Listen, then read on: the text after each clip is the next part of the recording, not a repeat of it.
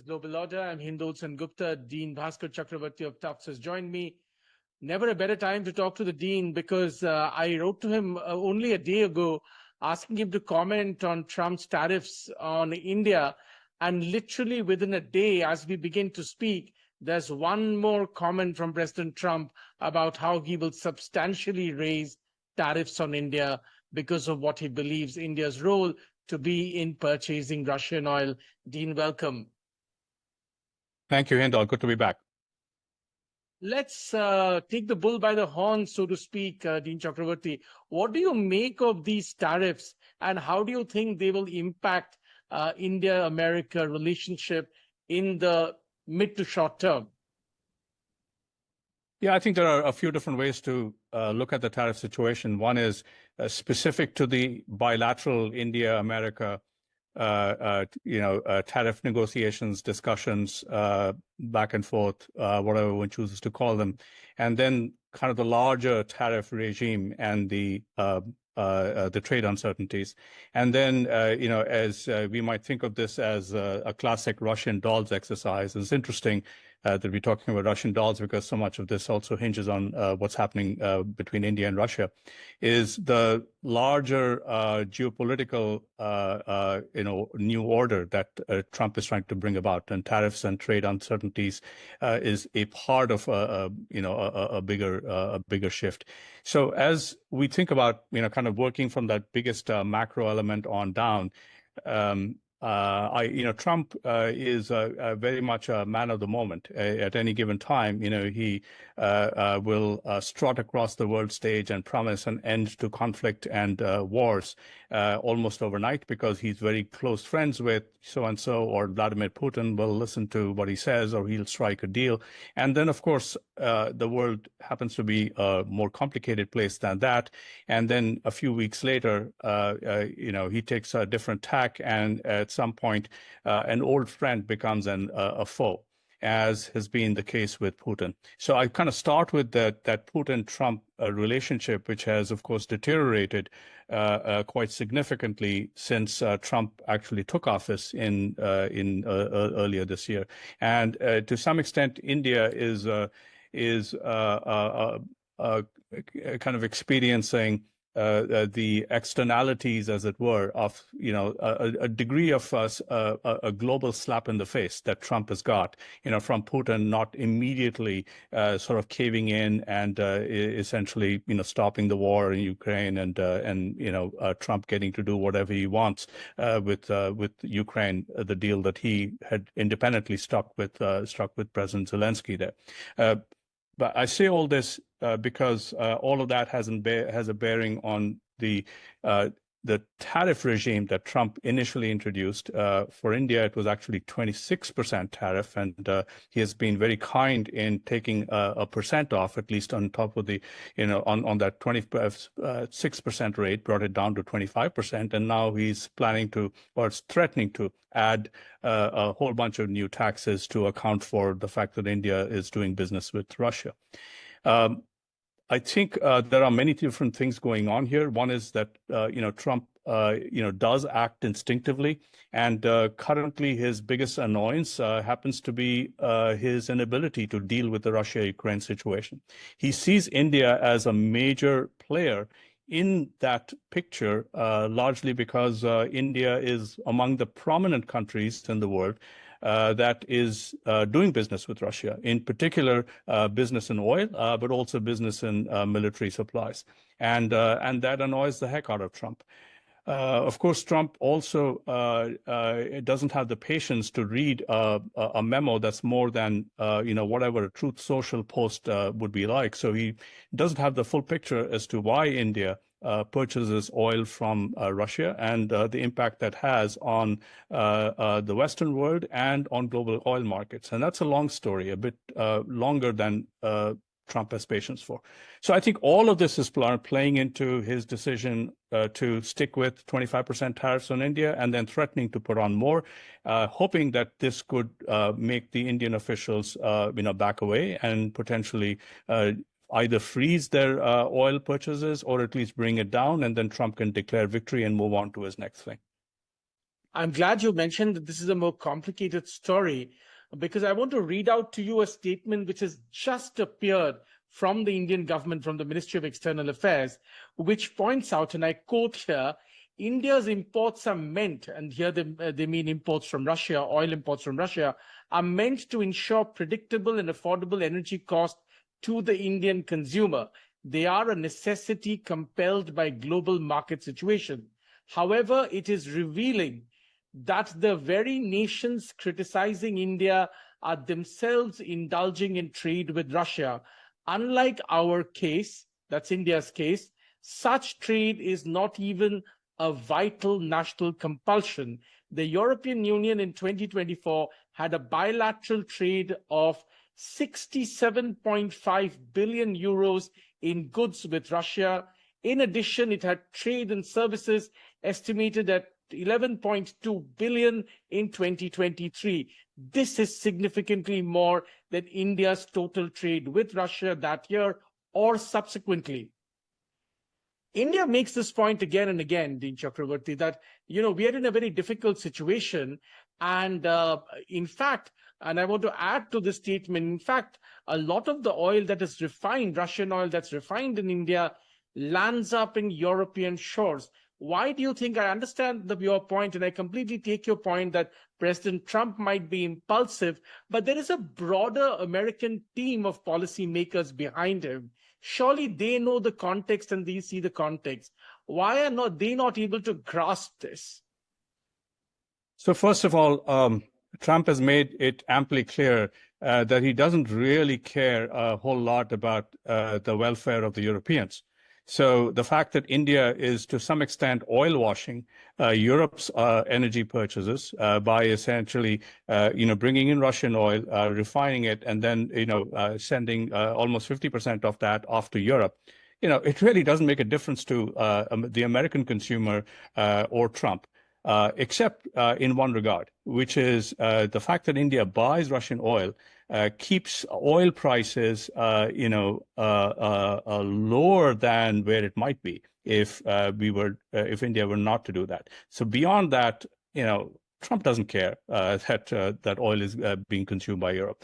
So we have to, if you want to understand Trump, you're going to have to get inside Trump's head. And he doesn't really care about the fact that India needs energy. I mean, that's also a bit of a stretch for him to either care about or think about. And when I'm saying Trump, I also mean his team. His team essentially does what he wants them to do. So it's not necessarily a team of advisors. It's a team that essentially nods its head and basically sings in unison to whatever waving of arms and waving of his baton he does. So it comes back to Trump's instincts and impulses. And right now he's hyper focused on putting as much pressure as he can on Russia. By the way, if India were to slow down its purchases of Russian oil, it does not put a whole lot of pressure on Putin. There's lots of other ways in which Putin can offload his oil. And that too is a complex story that, I don't think Trump has fully absorbed. Let's also talk a little bit about the India-America relationship, Dean Chakraborty. I mean, people like you have been part of a 25, 30-year process of normalizing and indeed spearheading and taking the relationship between India and America to what many of us believe is its natural destination. There has been a lot of almost bipartisan work, in a sense, over 3 decades that has gone in. We are seeing some of it crumble before our very eyes, and everybody seems helpless. Nobody seems to be able to do something about it. This, there is anguish on both sides. I've heard from friends in America, of course in India, that there is great anguish that 3 decades of relentless work to build this relationship is, in a sense, going down the drain, in a sense, crumbling. Why can't anybody do something about this? Yeah, I mean, I would sort of go back to the original question, which is what can somebody do when this is the country that has actually elected Trump to the presidency, not once, but twice.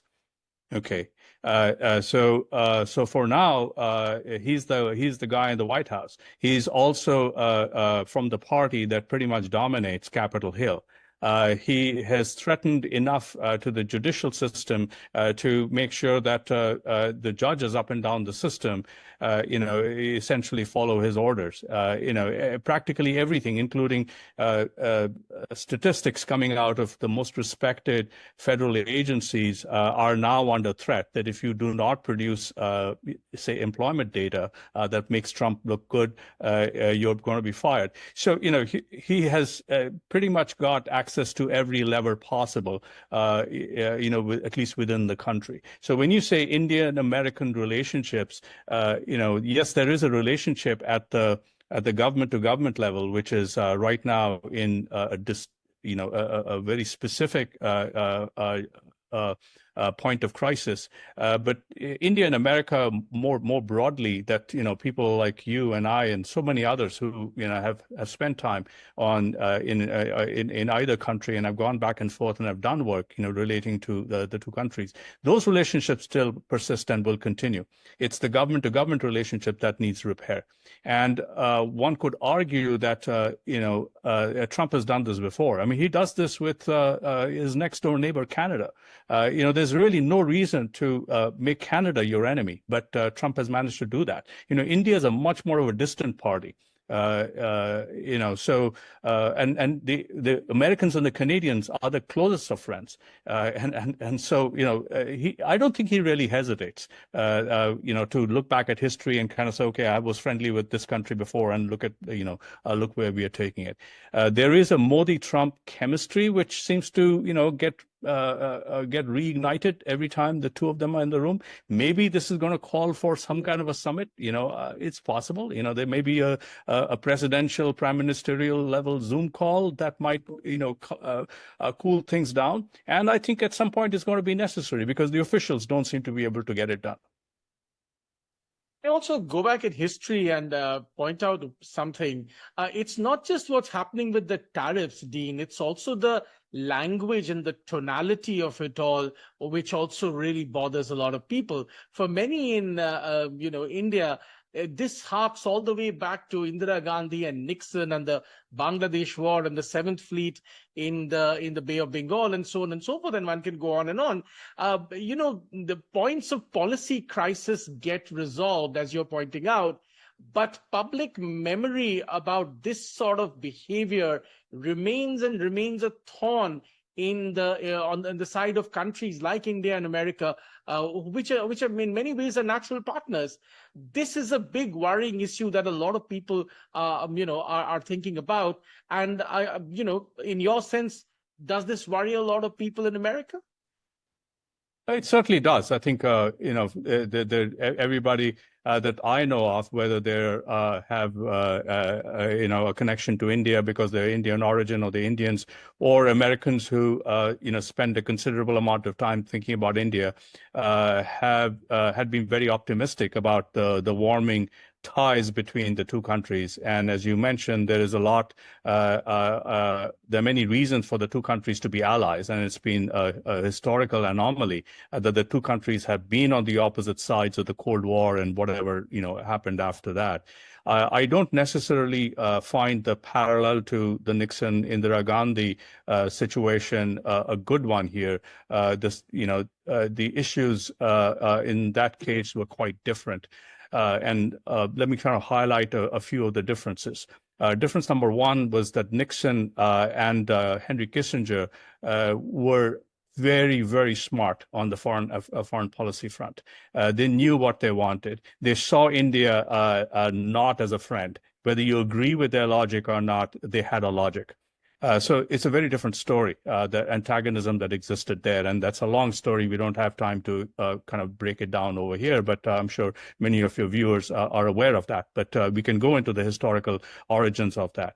The current situation is very different, just because, there is sort of a standoff and a tension. And the tension, of course, came to the fore, not during this tariff incident, but in the post-Operation Sindoor situation, where Trump took credit for the ceasefire between India and Pakistan. And I think he rushed out and wanted to take credit because he was keen to be seen as the peacemaker around the world. He was keen to be seen as the guy who had fixed the Ukraine crisis, the guy who had fixed the Gaza-Israel crisis, and the India-Pakistan crisis erupted, and he instantly, took the opportunity to take credit for that. And that, of course, annoyed a whole lot of people because he was just lying through his teeth about his role in it. And then when Prime Minister Modi called him up on it, it was the same time when he was having lunch with the Pakistani general. I mean, who the heck does that? Richard Nixon would not do that. I'm no fan of Richard Nixon, but that man is a lot smarter to be sitting down and having lunch with the Pakistani general. So Trump does stuff with a completely different logic, and that logic entirely comes right back to one person, Donald J. Trump. What he wants personally, that pretty much drives his entire domestic and foreign policy agenda. Let me ask you a question then. Some people believe, and it is such a wild insinuation that one finds it hard to wrap one's head around it, that a lot of this has to do with Trump wanting that Nobel Peace Prize and somehow feeling that India not agreeing with his version of how the India-Pakistan conflict ended, or at least stalled, essentially riled him and annoyed him. And to a degree, that also fed into this entire tariff conversation. Do you believe that's correct? Well, Trump hasn't invited me to lunch, and if he did, I would not attend it. So I don't really have a direct insight into his brain, but I'd be willing to bet a lot of money that, of course, that's a huge irritant for him, because it was a great opportunity for him to just go out and him and Marco Rubio kind of saying, hey, we Americans, we solved this thing, pretty much overnight, very much like the way he quote unquote, resolved the crisis between Israel and Iran by going and dropping those bombs and saying, okay, this was a 12-day war and I've taken care of it. He likes to project that series of it's either a deal or I've stopped the war. And that combination is a great, shall we say, capstone to a glittering resume. I mean, whether you like it or not, this guy has probably the most amazing CV that anybody can ever dream of. And the only thing missing on this CV is a Nobel Prize. I mean, he's got everything else. So this does get in the way. And of course, it doesn't help that the Pakistanis nominate him for the Nobel Prize and the Indians don't. The Israelis have nominated him for the Nobel Prize and the Indians don't. So, if I'm Trump, I'd be a little peeved about that, wouldn't you? What if, I guess, yes. I also want to ask you, in a sense, the other big thing geopolitically that people worry about, Dean Chakravorti, is all of this means that the one country which might be benefiting from all this is China. Now, many of us worry that under Trump, America is slowly but surely beginning to, if grudgingly, beginning to accept the logic of a G2, quote unquote, G2 world, where America and China carve out their areas of influence, which also means America will not be as committed as it ought to be in the Indian Ocean, in the Indo-Pacific. How do you see that pan out? I mean, what do you think what's going to happen there in the weeks and months to come? Yeah, I think right now what we are living through, Hindol, is not a G2 world, not a G7 world, not a G20 world, but perhaps a G-20 world. Because I think America is where America is. It's pretty much now, become this wildly unpredictable beast on the global stage. It's an unavoidable beast. You have to do business with America. You have to travel to America. You have to use the dollar. It's an unavoidable, part of doing business. But you can't really sleep well after doing business with America. So that's where America is. China, regardless of where China is, and China has had its ups and downs, China is not in its heyday moment right now. Despite all of America's attempts to self-destruct, China has had its own challenges, and to some extent, some of it is self-inflicted. But China is playing a longer game, and China has smarter leadership. But that said, China is not necessarily the trusted alternative for much of the world. So as China and America kind of are in these situations where they are the colossi that you can't look away from, and at the same time you can't really go to bed with them. The rest of the major powers, they are sort of at a loss, and I think without those major nuclei, the global powers, the Europeans are somewhat impotent in terms of their ability to, bring things together. The Asian countries, they turn to others, for direction. So that's why I call it a G-20 world. We really don't have a coalition of significant political and economic powers that coalesce around important issues and at least try to get consensus on some critical issues. So it's a dangerous time for the world. It's dangerous on many fronts. It's dangerous on political fronts. It's dangerous on economic fronts. It's dangerous on, in terms of us, continuing to avoid hard questions on what do we do on issues such as climate. And frankly, the next child that is begging for food in an empty bowl in Gaza is dangerous for that child. And most importantly, it's dangerous for that child. And most importantly, it's dangerous for that child. No one cares about that child. And that's the child that's going to die tomorrow. In your educated speculation, then, do you think the American action or the American gaze, how long will it take for it to seriously return to the Indo-Pacific again? I think what needs to happen, and this is what I would recommend to the Indian administration, is that they need to take the initiative on this. You kind of need to read Trump's mind, which is the guy operates entirely on ego.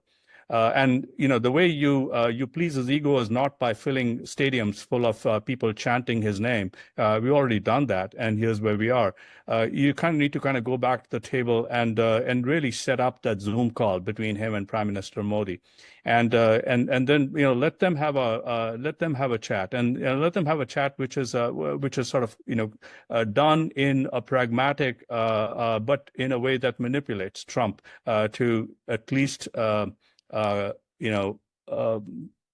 take a more friendly attitude towards India, at least in terms of the tariff regime, because it's really important that Trump understands and empathizes with the Indian need to do whatever it does. Frankly, by the way, I'm no fan of India buying oil from Russia. I have concerns about that, but I'm going to put that aside. India does have enormous economic problems to solve for. And one of the biggest economic problems that India has not grappled with is its terrible record on employment.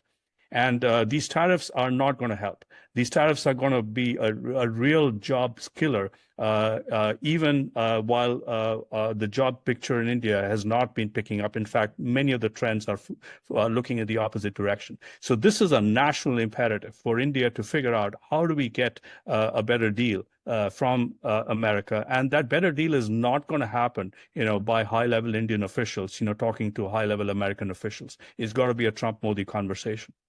And after that, you can begin to see a little bit more, having resolved that crisis, a little bit more attention paid to how does the United States and India collaborate on what happens in the South Asian region, what happens in the Indian Ocean, what happens in across India's borders, with China, with Pakistan, with Bangladesh, and in the Indo-Pacific region. So I think there's kind of a sequence that needs to be followed. But Trump is a man who, likes to talk to people, and he likes to talk to, some specific individuals. He's not making friends anywhere. And so far, Prime Minister Modi has been firm in his critique of Trump, but he has not directly come out and said anything negative about him. So he's still got that credibility and potentially a door open for him to rebuild that, that old magic. I have two last questions for you, and they are as follows. We are also looking with a bit of astonishment on Trump's engagement with Pakistan. You alluded to this earlier in this conversation. There is, of course, talk about oil and all kinds of other things. And many of us who watch this saga play out again and again wonder if America is about to make one more mistake with Pakistan. And what do you think about that? That's my first question. And the last question that I have for you is that, look, at the end of the day, India, no matter how these tariffs pan out, if these tariffs go even higher, some of the pain, of course, a large amount of pain will be felt by India, but some of the pain will be felt, perhaps a lot of the pain in areas like pharmaceuticals and so on and so forth, will be faced by the American consumer. Is that being taken into account by the Trump team at all?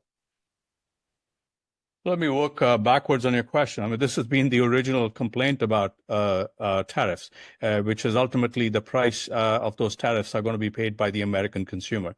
That doesn't seem to have deterred Trump and his team at all, because they are firmly in the belief that you put out a high tariff rate that is going to bring the other countries to the negotiating table. You'll get a quote unquote better deal, with those countries, which should translate into some benefits for the American consumer. And there are some people on the team who still believe that a high tariff rate will ultimately mean that many of those manufacturing activities and several other activities and products that America imports from those foreign countries are going to be back in America and grown in America, which of course anybody who knows any of these industries will tell you that ain't going to happen. But that hasn't really stopped the team. So yeah, pharmaceutical prices, the generic, acetaminophen that I buy at a drugstore here, the price might go up. I don't think it really bothers the Trump team. Definitely doesn't bother Trump. So I'm afraid I don't necessarily think that's going to make a difference. Maybe the midterms will show a little bit of the voter sentiment if those prices, really start hitting. So far, we've not seen a massive spike because of the tariffs, but we know that these things, take some time to really hit.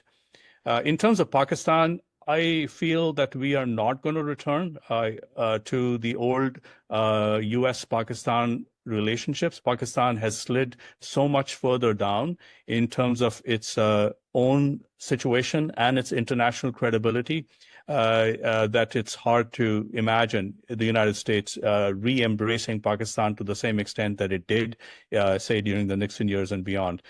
The only reason why Pakistan was invited to lunch was, they nominated him for the Nobel Prize. I mean, that's all it takes. Chakravorti, we'll have to leave it at that. Thank you very much for your extremely incisive and astute answers to all the questions and giving us a sense of what's really going on. And this is really a moving situation. I have no doubt we will be back very soon talking to you as this story begins to, explode further if it hasn't already exploded entirely. Thanks very much for your time. Yeah, I'd just like to close with a joke I heard. I think this was from the now about to close Stephen Colbert show, which is that getting a Nobel Peace nomination from Israel, and I'd extend that from Israel and Pakistan, is like being nominated for Husband of the Year by O.J. Simpson. On that note, I think that's genuinely funny. Thanks very much for all the great insights and, of course, this wonderful joke. Thanks, Dean Chakravorti, for your time. All right, Hindol, be well. Good to chat. Lovely. Thank you so much.